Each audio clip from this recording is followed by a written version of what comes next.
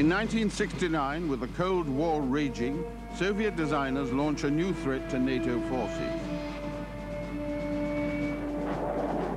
Code-named Flogger, the revolutionary MiG-23 becomes the world's first pure fighter with swing wings.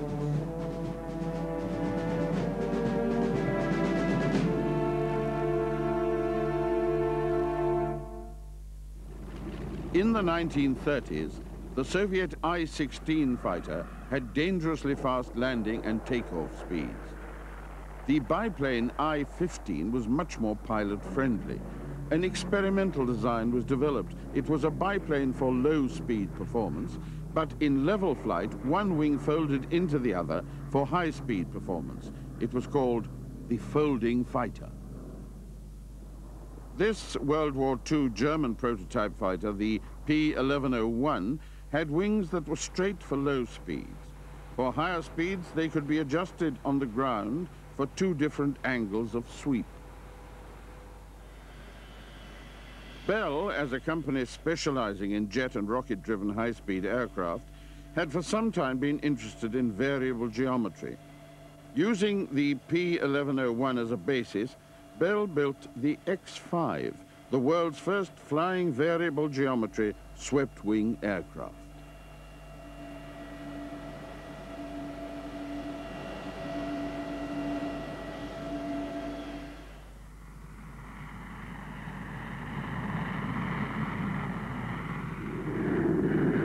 The X-5 could vary its wing sweep in flight, but it provided more questions than answers to the problem of variable geometry. As the wings swept back, so did the aircraft's center of pressure. Stability was upset and control became difficult, especially at transonic speeds.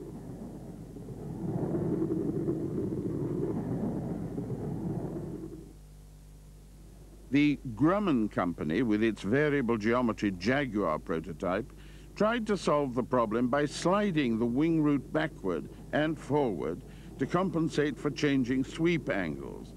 It was too complex. When the solution came, it was simple.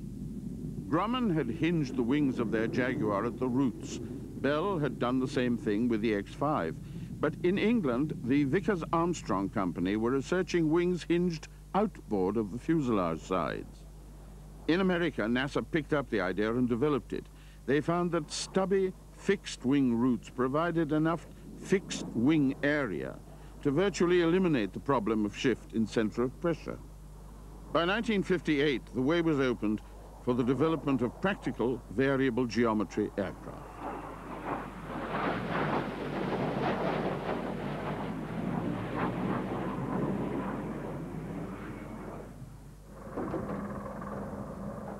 The General Dynamics F-111 was the first variable geometry aircraft to enter service anywhere in the world.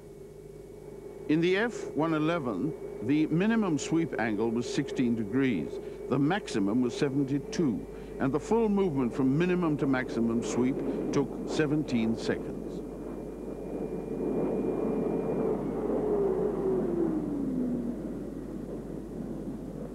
Even though the variable geometry system of the F-111 worked well, the aircraft had a troubled development history. The F-111 project was the answer to a very ambitious defense brief. It was intended to replace all the American Century fighter bombers of the 1950s. It was also charged with achieving what was called maximum commonality, Secretary of Defense McNamara's approach to making major savings in the defense budget.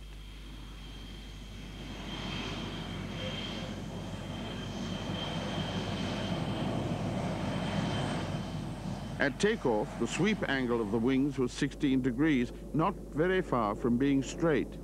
The combination of straight wings and full flaps gave takeoff performance similar to a conventional straight-winged aircraft.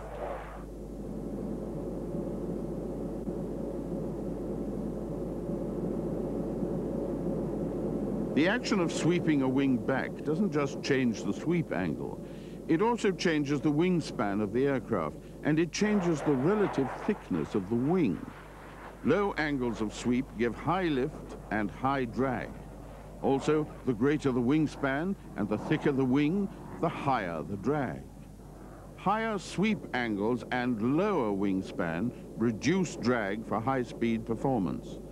As the wing sweeps back, the relative thickness of the wing is reduced, again producing less drag.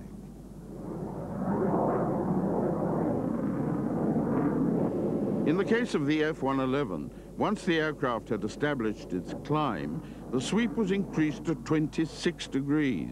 This was the standard setting for flying at speeds of up to Mach 0.8, or 8/10 of the speed of sound.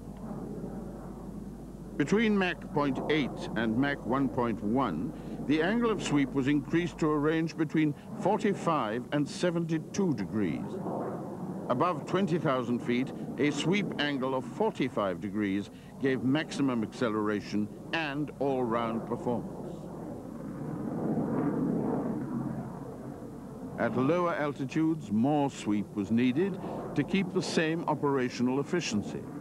The wings could be swept back as far as 72 degrees for high-speed performance up to and beyond Mach 2. But pilots had to be careful not to lose too much speed at this angle, or the aircraft could lose altitude drastically.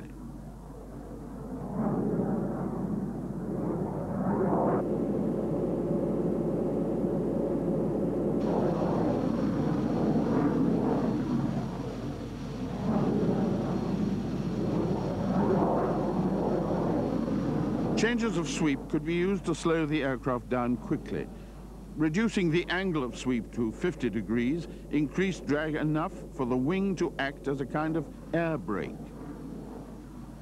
For efficient maneuvering at transonic speeds, the wing sweep was set at 45 degrees.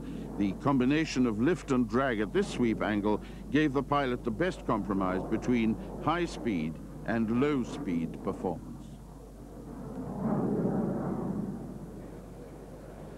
In the early 60s, Soviet aviation experts intently studied the F-111's approach to the problems of variable geometry. This is Nikolai Zhukovsky, founder of the Central Aerodynamics and Hydrodynamics Institute, Russia's Center for Pure Aviation Research. It is known as Tsagi, and is a close equivalent of NASA in the USA. It's located at Zhukovsky, a city 30 miles east of Moscow. Close by is the Ramenskaya Test Flight Airfield, the Russian equivalent of the Edwards Test Flight Center. Tsagi was established in 1918, when the Red Army began to realize that aircraft were important. Very quickly, it grew to become a great center of aviation research. It has a large complex of wind tunnels capable of producing speeds from low subsonic to hypersonic. At Tsagi, data from examination of the F-111 project was used to refine variable geometry research that had been going on for some time. As a result, Soviet cynics were convinced that the variable geometry concept had merit. Information on variable geometry was passed out by Tsagi to the design bureaus, notably Sukhoy and MiG. Rather than design a new test bed, Sukhoy chose to modify an existing aircraft. The Su-7 was a frontline ground attack fighter with swept wings designed for high-speed flight. Rocket assistance could shorten the long takeoff runs of high-speed swept-wing aircraft, but it couldn't solve the problem of high landing speeds. Sukhoy modified the Su-7 by hinging its wings about halfway along the span. It was a compromise that sacrificed some of the potential benefits of variable geometry, but it meant that a Soviet swing-wing aircraft could be flying fairly soon. When Western observers first saw the Su-7IG at the Domodedovo Air Show in 1967, they didn't take this halfway solution seriously. They thought it was just an experiment, but in fact it became a fully operational aircraft in a family known to the Soviets as the Su-17, 20, and 22. To the west, they were known as the fitter.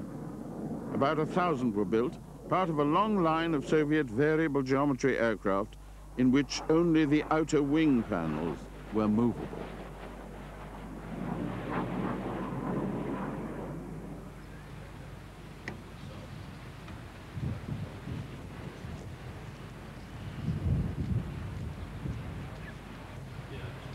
This is an Su-17 M4.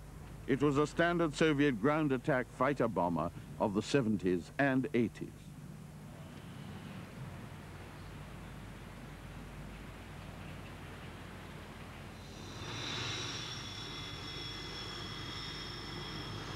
A ground attack aircraft needs to have hard points under the wings to carry a variety of weapon loads. These hard points need to be fixed, so they're always pointing straight ahead. In a full swing-wing aircraft, fixed hard points under the wing would move when the wing moves. A complex mechanism has to be used to keep them parallel to the fuselage, no matter what angle of sweep the wing adopts.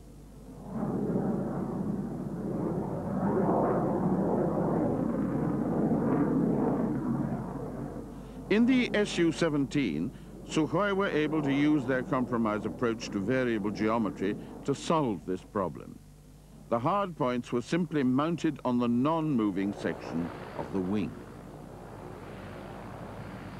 And the compromise approach itself worked.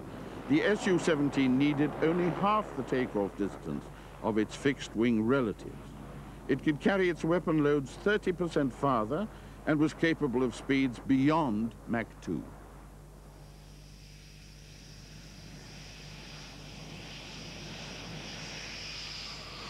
While Sוחույ's approach was effective, the rival MiG Bureau was about to move in a different direction. In the early 60s, they were facing the same problem as Sוחוי. They were searching for a way of getting good low-speed performance out of an aircraft capable of Mach 2. Instead of Sוחույ's compromise approach, they favored the full variable geometry planform that Sagi had developed from the American F-111. In 1965, Artyom Mikoyan, with the success of the MiG-15 and 21 behind him, was at the zenith of his power. His design bureau was facing the task of finding a successor to the MiG-21. The American F-4 Phantom could carry a far greater weapons load than the MiG-21. It could detect a target sooner and had the performance to accept or decline an engagement in battle as its pilot chose. Mikoyan's deputy and heir apparent in the MiG hierarchy was Rostislav Belyakov, who had been with the Bureau since 1941. He and Mikoyan took overall control of the development of the new fighter concept.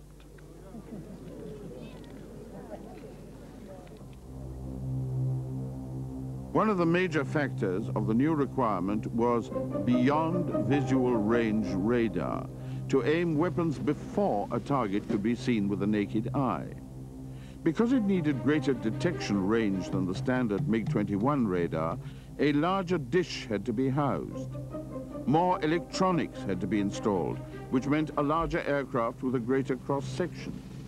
But it still had to fly at speeds up to Mach 2.35, and it still had to be able to use the same airfields as the MiG-21. A conservative approach was developed in parallel with the radical variable geometry approach. A MiG-21 was modified and fitted with a centrally mounted jet engine. It pointed downward and provided extra lift for takeoff and landing.